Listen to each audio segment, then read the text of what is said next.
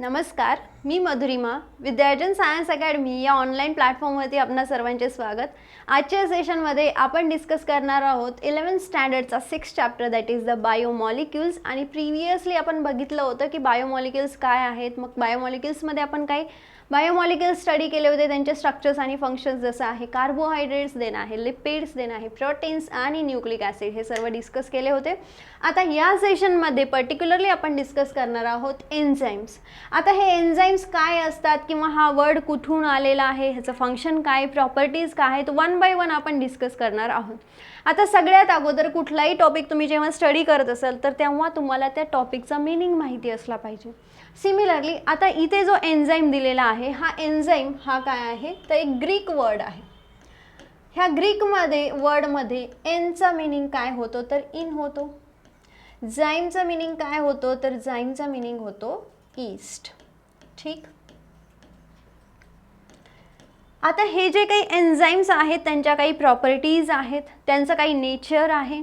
So आता सगळ्यात अगोदर आपण बघूयात की काय प्रॉपर्टीज आहेत ह्या एन्झाईम्सच्या. Enzymes are nothing but they are the proteins. So असं मी म्हणू शकते की ऑल एन्झाईम्स आर प्रोटीन्स. सगळे एन्झाईम्स काय आहे तर ते प्रोटीन्स आहेत. आता असं नेचरमध्ये एक्सेप्शन आहे की there are the certain proteins which is also acting as the enzymes. इथे टर्म काय म्हटलं, all enzymes are the proteins but all proteins are not the enzymes. असं म्हणू शकत नाही की सगळेच प्रोटीन एन्झाईम्स आहेत. But here is the one exception and that exception is the ribozymes. काय आहे रायबोझाईम्स. नाव these ribozymes are the protein in nature. हा काय प्रोटीन नेचरचा आहे. But still this is acting as enzyme. हा काय आहे एन्झाईम म्हणून ॲक्ट करतो. Now next term is that these enzymes is nothing but the enzymes are the biocatalyst. एन्झाईम्सला आपण काय म्हणतो, they are the biocatalyst. आता बायोकॅटलिस्ट म्हणा किंवा कॅटलिस्ट म्हणा, ह्याचा मीनिंग काय आहे तर कॅटलिस्ट म्हणजे एखाद्या गोष्टीचं रेट ऑफ रिॲक्शन किंवा स्पीड वाढवणे किंवा म्हणू शकतो वेलोसिटी वाढवणे, त्याला आपण म्हणतो that is the catalyst. So these enzymes are the biocatalyst which increases the rate of reaction. increases rate of reaction. आता इथे आपण काय स्टडी करणार आहोत एन्झाईम्स. एन्झाईम्सला आपण म्हणतो बायोकॅटलिस्ट. ऑब्वियसली इथे बायो वर्ड आलाय म्हणजेच हे कुठून एक्स्ट्रॅक्ट केलेले असतील. These are extracted from the bacterias और these are extracted from the living cell. त्यामुळे आपण त्याला काय म्हणतो that is the biocatalyst. But there are the certain other enzymes that is the or we can say other catalyst like a inorganic catalyst. Inorganic catalyst. आता हे जे inorganic catalyst आहे, हे inorganic catalyst works at the higher temperature and higher pressure. कुठे work करतात, हाय टेम्परेचरला आणि हाय प्रेशरला. आता हे हाय टेम्परेचरला आणि हाय प्रेशरला हे तर वर्क करू शकतात because these are the inorganic. But in the case of the biocatalyst, हे बायोकॅटलिस्ट काय होतात हाय टेम्परेचर किंवा हाय प्रेशर कंडिशनला दॅट विल गेट डिनेचरेशन होऊ शकतं, ते डिग्रेड होऊ शकतात इन्क्रीजिंग टेम्परेचरमुळे. का, कारण की हे काय प्रोटीन्स आहे. प्रोटीन्स काय होऊ शकतात, टेम्परेचर इन्क्रीज केलं तर डिनेचर होऊ शकतात. But there are the certain proteins and particularly enzymes which can still withstand at a high temperature. असे काही प्रोटीन्स आहे म्हणजेच थोडक्यात असे काही एन्झाईम्स आहेत जे थर्मोफिलिक बॅक्टेरियापासून एक्स्ट्रॅक्ट केलेले आहे. Thermophiles that means thermo means temperature, files means loving, temperature loving bacterias, त्यांच्यापासून जर तुम्ही एन्झाईम एक्स्ट्रॅक्ट केला म्हणजे थोडक्यात बायोकॅटलिस्ट एक्स्ट्रॅक्ट केला, now that enzyme can withstand at a high temperature. हा एन्झाईम हाय टेम्परेचरला काम करू शकतो कारण की हाय टेम्परेचरमध्ये राहणाऱ्या बॅक्टेरियापासून तो एक्स्ट्रॅक्ट केला. बट नॉर्मली द एन्झाईम्स, बाकीचे जे most of the enzymes is getting denatured at the high temperature. Most of the enzymes त्यांचं डिनेचरेशन होतं हाय टेम्परेचरला. ठीक आहे. मग आता आपण म्हणतो की एन्झाईम हा बायोकॅटलिस्ट आहे, तो रेट ऑफ रिॲक्शन इन्क्रीज करतोय. म्हणजे काय, थोडक्यात एक एक्झाम्पलच्या स्वरूपात आपण एकदा समजून घेऊयात की काय आहे ते.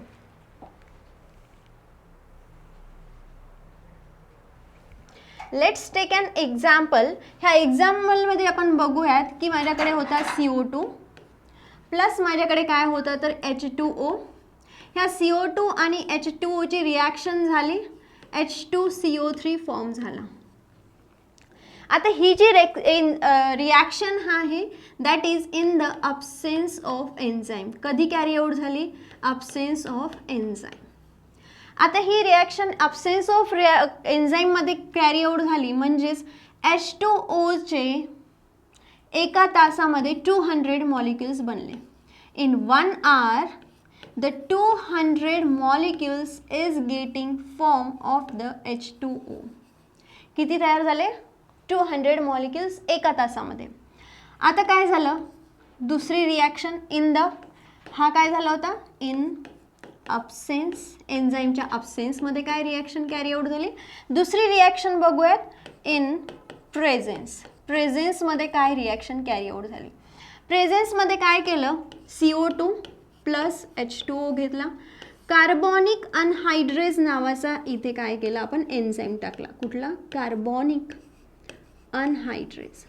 आता जर हा कार्बॉनिक अनहायड्रेज एन्झाईम टाकला, ऑब्वियसली एन्झाईम्स कॅटलिस्ट म्हणून काम करते, म्हणजेच रेट ऑफ रिॲक्शन वाढवते. ऑब्वियसली तुम्हाला प्रॉडक्ट तर तोच मिळणार आहे H2CO3, but hair the rate of velocity किंवा रेट ऑफ रिॲक्शन इथे काय झालेलं आहे, वाढलेला आहे. आणि मग रेट ऑफ रिॲक्शन तुमचा काय आहे तर इथे तुम्हाला 1 सेकंडमध्ये, in 1 second you are getting how many molecules, 6 lakh molecules.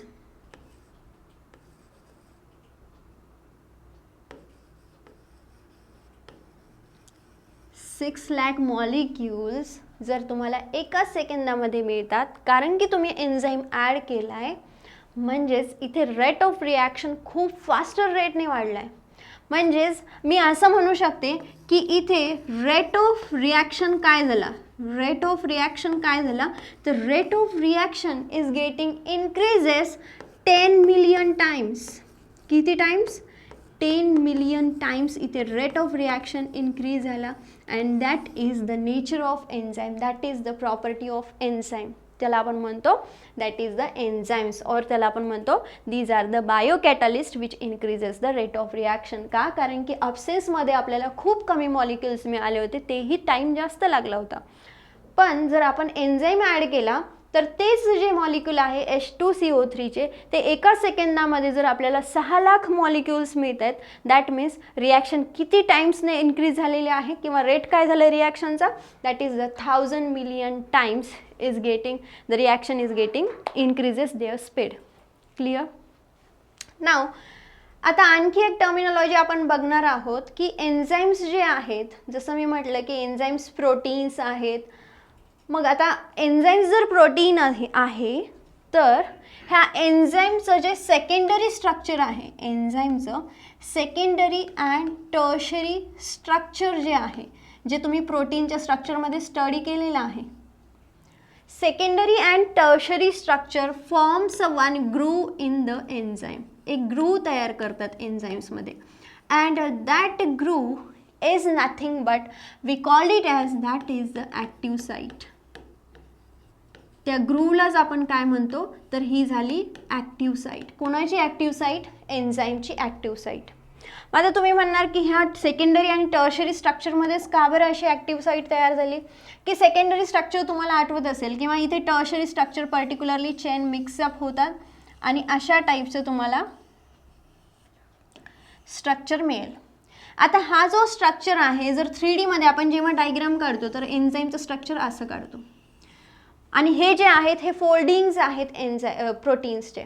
आता ह्या फोल्डिंग्समध्ये इथे जो काही ग्रूव तयार झालेला आहे, इथे मिडलला जो काही ग्रूव तयार झालेला आहे, that groove we call it as that is the active site of the enzyme. म्हणजेच तो ग्रूव आपण असा डिनोट करतो, this is the active site of the enzyme. आता ही ॲक्टिव्ह साईट काही अमायनो ॲसिड्सपासून बनलेली, ऑब्वियसली आपल्याला माहिती आहे की प्रोटीन्स जे आहेत ते अमायनो ॲसिडपासून बनलेले, and all enzymes are the proteins, हेही आपल्याला माहिती आहे. मग आता ह्या ॲक्टिव्ह साईटचं फंक्शन काय आहे? These active site is involved in the product formation.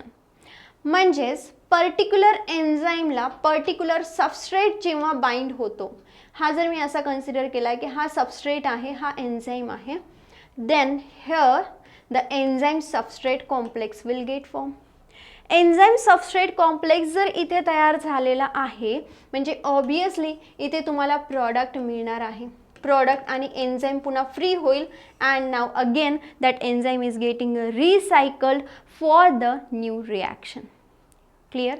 मग आता ही रिॲक्शन मी थोडक्यात असं लिहू शकते, enzyme plus substrate when comes together, he reaction reversible आहे म्हणून असे ॲरोज दाखवलेले आहेत. That is the enzyme substrate complex form झालेला आहे, आणि एन्झाईम सबस्ट्रेट कॉम्प्लेक्सपासून तुम्हाला मिळालं आहे प्रॉडक्ट आणि plus enzyme, and now again that enzyme undergoes the recycling process. म्हणजे तुम्हाला काय मिळालं आहे? हा प्रॉडक्ट मिळाला आहे. ठीक आहे. आता हे एक्झॅक्टली असं काय होतं की आपल्याला तो प्रॉडक्ट मिळतो आहे?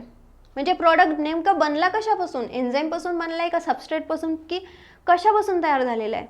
नाव एक्झॅक्टली कशी रिॲक्शन कॅरी आउट होते ते आपण इथे बघणार आहोत. ठीक आहे. फर्स्ट आपण बघूयात की आता मी असं म्हटलं की हा एक एन्झाईम आहे, आणि एन्झाईमची एक स्पेशालिटी आहे. स्पेशालिटी काय? एन्झाईम हा पर्टिक्युलर सबस्ट्रेटलाच बाइंड होतो. म्हणजे जसं पर्टिक्युलर लॉक असेल, त्या लॉकला दुसरी की चालत नाही, पर्टिक्युलर तीच की चालते, त्याच कीने तुम्ही ते लॉक ओपन करू शकतात. म्हणजेच that is very specific. So enzymes are the very specific, highly specific, and they require the particular type of the substrate. मग आता हा एन्झाईम होता माझ्याकडे, आता ह्याच्यासोबत एक सबस्ट्रेट होता, हा माझा सबस्ट्रेट होता. ठीक आहे, हा सबस्ट्रेट होता. आता हा जो सबस्ट्रेट आहे, ह्या सबस्ट्रेटची स्ट्रक्चरल सिमिलॅरिटी आहे, स्ट्रक्चर त्यांचं सेम आहे. कोणासोबत सेम आहे? तर हा जो ग्रू तुम्हाला दिसतोय त्या ग्रूसारखाच त्याचा शेप आहे. कोणाचा? सबस्ट्रेटचा. ठीक आहे. आता होतं काय की इथे जेव्हा हा सबस्ट्रेट बाइंड होतो ह्या एन्झाईममध्ये, तर आपण म्हणतो की एन्झाईम सबस्ट्रेट कॉम्प्लेक्स फॉर्म होतो. एन्झाईम सबस्ट्रेट कॉम्प्लेक्स फॉर्म होतो. आता होतं काय, हा जो सबस्ट्रेट आहे, ह्या सबस्ट्रेट आणि एन्झाईम्समध्ये काही बॉन्ड्स तयार होतात. बॉन्ड्स तयार होऊन एक ट्रान्झिशन स्टेट येते. ट्रान्झिशन म्हणजे थोडीशी ट्रान्सफॉर्मिंग स्टेट येते. कोणाची? सबस्ट्रेटची. मग तिथे बॉन्ड फॉर्म होतात, बॉन्ड ब्रेकेज होतात, आणि एक ट्रान्झिशन स्टेट तयार होते. आणि ती जी ट्रान्झिशन स्टेट आहे त्यामुळे एन्झाईम सबस्ट्रेटचं स्ट्रक्चर चेंज होतं, आणि ती जी स्टेट आहे जेव्हा ती स्टेबल होते तेव्हा आपण म्हणतो तो प्रॉडक्ट बनला. म्हणजेच असं सिम्पली म्हणू शकते की ह्या सबस्ट्रेटचंच कन्व्हर्जन कशामध्ये होत असतं? तर ह्या प्रॉडक्टमध्ये होत असतं. कारण की एन्झाईम तर जशाला तसा पुन्हा रिसायकल होतो. चेंजेस कोणामध्ये होतात? सबस्ट्रेटमध्ये. आणि सबस्ट्रेटमध्ये काय होतं? तर बॉन्ड फॉर्मेशन, डिफॉर्मेशन, आणि त्यामुळे त्यांच्यामध्ये ट्रान्झिशन होते.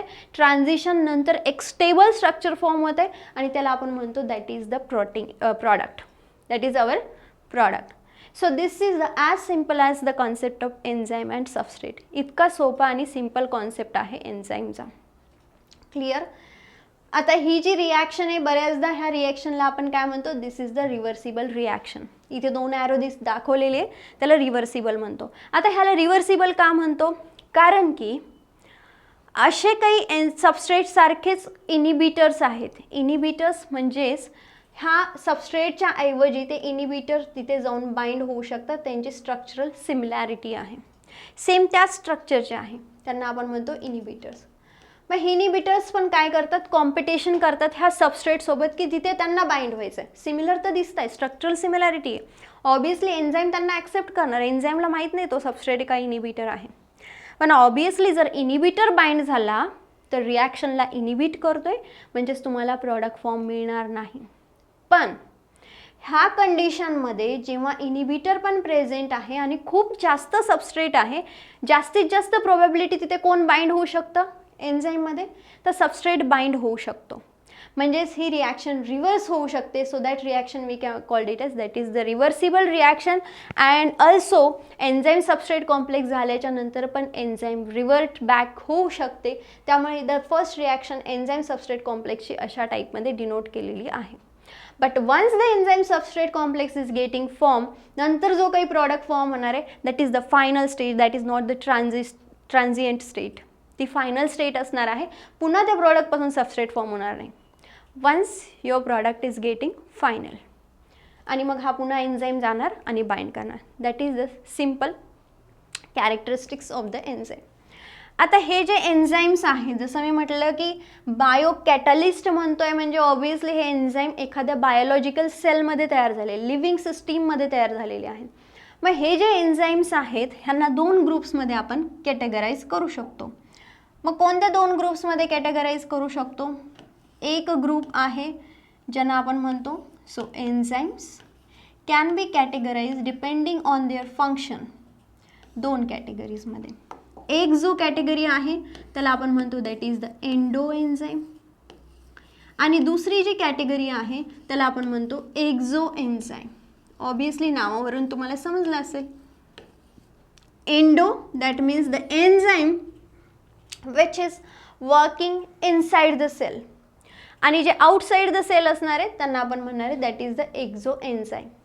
मग ह्याचे एक्झाम्पल बघूयात. एंडो एन्झाईमचे काय एक्झाम्पल आहेत? सगळे एन्झाईम जे क्लोरोप्लास्ट आणि मायटोकॉन्ड्रियामध्ये फॉर्म होतात.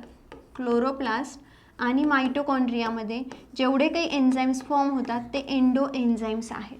म्हणजे जे एन्झाईम्स सेलच्या आतमध्ये काम करतात त्याला आपण म्हणतो endo. Exo the enzymes which is working outside the cell. सेलच्या आउटसाईडला जे काम करते त्यांना आपण एक्झो एन्झाईम म्हणतो. मग एक्झो एन्झाईमचं फंक्शन किंवा त्याचा सोर्स काय आहे? The all the enzymes which is secreted by the फंजाय. म्हणजे जे फंजाय एन्झाईम प्रोड्यूस करतात, फंजायने एन्झाईम प्रोड्यूस केलेले काय आहेत that is the exo enzymes because these enzymes is acting outside the cell. So त्याला आपण काय म्हणतो that is the exo enzymes. So these are the overall characteristics of the enzymes and their function. आता ह्या व्यतिरिक्त आपल्याला ह्या एन्झाईम्समध्ये काय स्टडी करायचं आहे? तर आपल्याला स्टडी करायचं एक महत्त्वाचा concept that is the nature of enzyme. बऱ्याचदा नीटला CETला ह्या नेचर ऑफ एन्झाईम्सवरती क्वेश्चन्स येतात किंवा ह्या कॅरेक्टरिस्टिक्समधून क्वेश्चन येऊ शकतात किंवा क्लासिफिकेशनमधून क्वेश्चन येऊ शकतात. ठीक आहे. त्यामुळे एकदम डिटेल आपण स्टडी करत आहोत की कुठल्याही प्रकारचा जर एन्झाईमवरती क्वेश्चन आला तर तुम्ही इझिली सॉल्व करू शकतात. हा कॉन्सेप्ट पूर्णपणे लक्षात घ्या आणि एकदा का तुम्हाला लक्षात आलं की हे काय आहे तर तुम्ही लवकर विसरणार नाहीत. त्यामुळे समजून घेत चला की काय कॉन्सेप्ट आहे. ठीक आहे. आता नेक्स्ट आपण बघणार आहोत that is the nature of enzyme on the basis of chemical nature or chemical composition.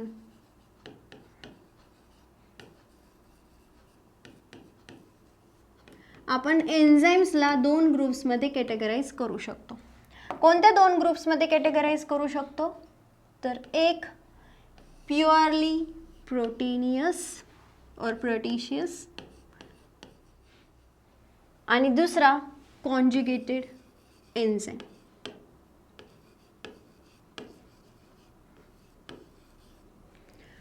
आता जेव्हा आपण हे टर्म्स स्टडी करतो की प्युअरली प्रोटीनस किंवा conjugated on the basis of chemical composition, ह्यांच्या नावावरून आपल्याला एक लक्षात येतं की प्युअरली प्रोटीनियस नेचरचे म्हणजेच ह्यांचा जो काही एन्झाईम आहे किंवा ह्या टाईपचं जे केमिकल कॉम्पोजिशन आहे एन्झाईमचं ते काय असणार आहे?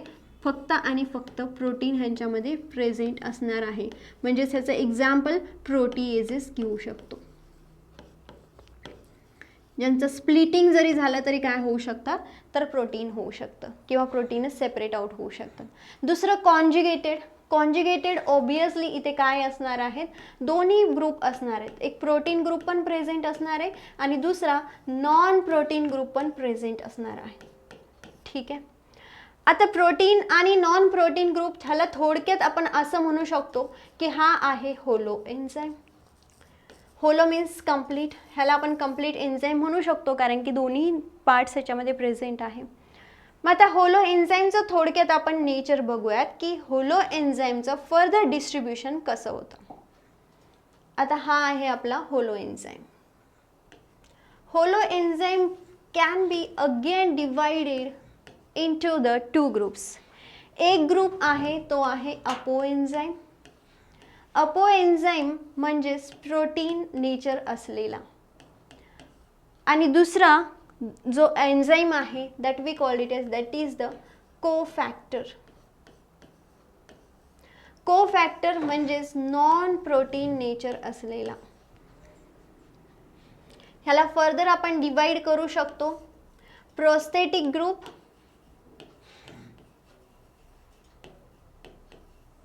आणि दुसरं को एन्झाईम मध्ये.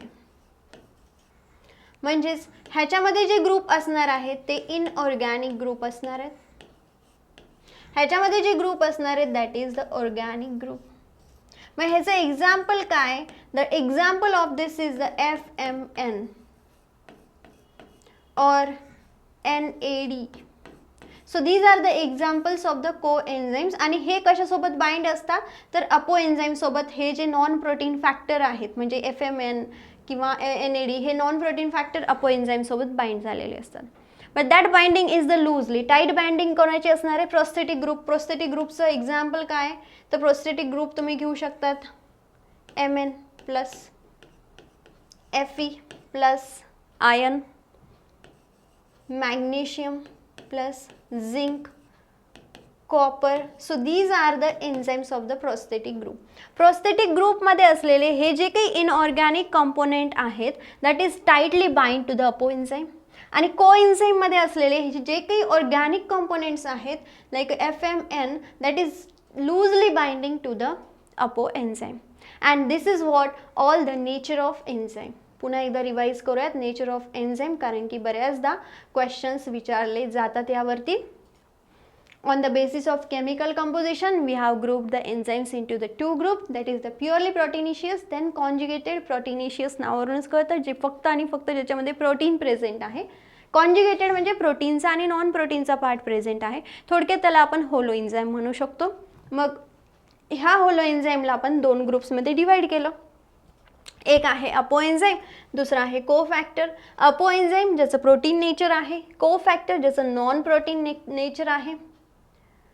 सो इथे करेक्ट करून घ्या नॉन प्रोटीन नेचर. आता ह्यांना फर्दर डिवाइड करू शकतो कोणत्या ह्याच्यामध्ये? That can be further divided into the prosthetic group and then co enzyme.